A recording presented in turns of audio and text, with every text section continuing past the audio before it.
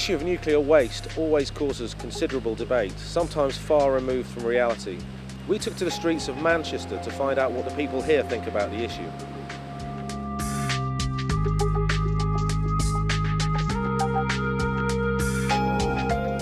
Back away from it, I think. I don't want to know. It's bad.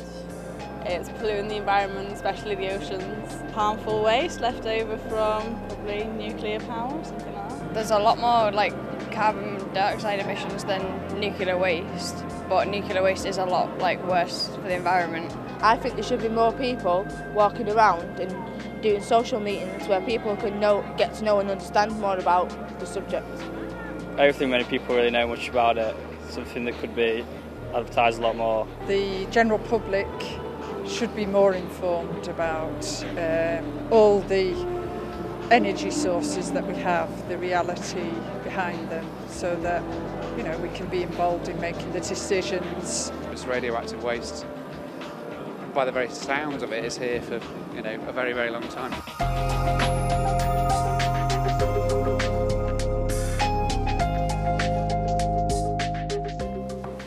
Here in the UK, we have a long history of safely and professionally managing our nuclear waste. And this story has some hugely positive environmental messages as we transfer to a low-carbon society. And yet public opinion is very negative towards the issue of nuclear waste. We're here in Cumbria to speak to the experts to find out what they think about this.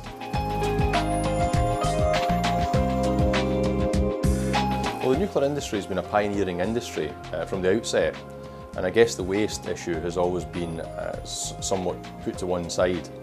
Certainly in the early days, the waste literally was stored to one side while the nuclear industry was driving forward. That remains our biggest issue today, is cleaning up that legacy waste.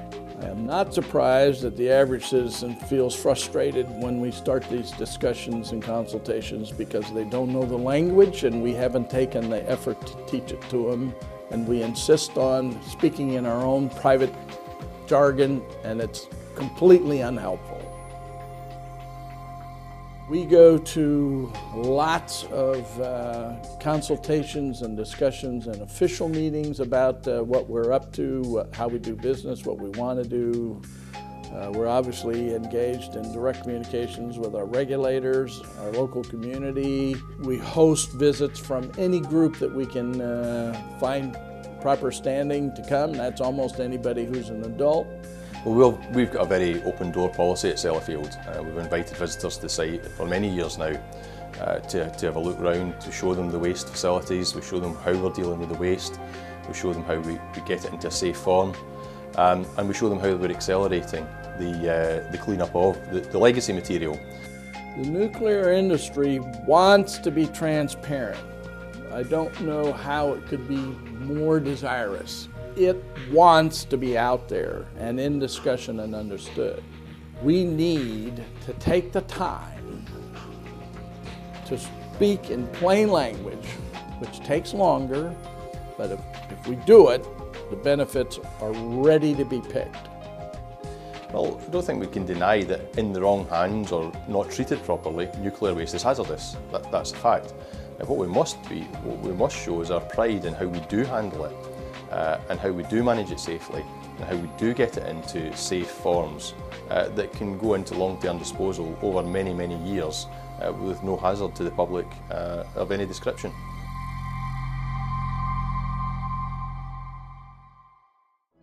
The issue of nuclear waste is not unique to the UK. We're here in the Netherlands to look at some novel approaches to messaging around nuclear waste and radioactivity. Their ideas here are fresh, innovative, and highly imaginative.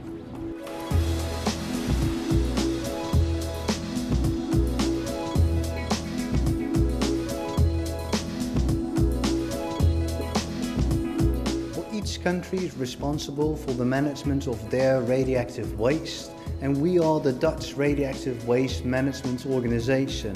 So our task is to manage all radioactive waste in the Netherlands.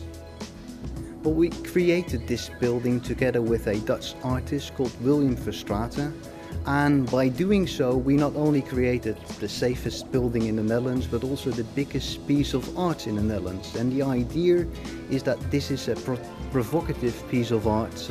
It's meant to provoke questions, giving us opportunity to talk about the work we do. Well, this is another example of how the artistic concept and the technical building have become one.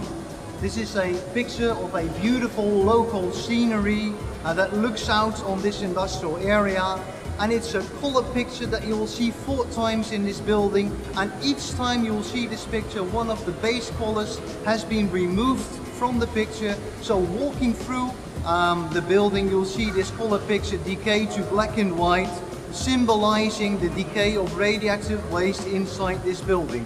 Well, museums can only put on exhibit some 10% of their collection. For the remaining 90%, they have to look for suitable storage space, space like in this building here. And we have signed a contract with 7 regional museums to store their collections in this building. And what's unique about this contract is that it's a contract for 100 years. Well, we'd like to invite students, school children to our site and show them what we do. And one of the interesting initiatives we have in this area is that we sponsor a bus that brings school children to industrial sites like this. And we try to do many other things over here to make this site an attractive site for people to visit. We organize art exhibits 4 times a year, and we even had a theatre play in our high-level waste building. We are proud of the work we do. We think we're doing a good job and we love to talk about it. So we very often go to conferences explaining people what we do here and why. We're part of many different working groups on communication and transparency. And recently we have been reviewed by the IAEA, and they considered our communication also as a good practice, something other countries could learn from.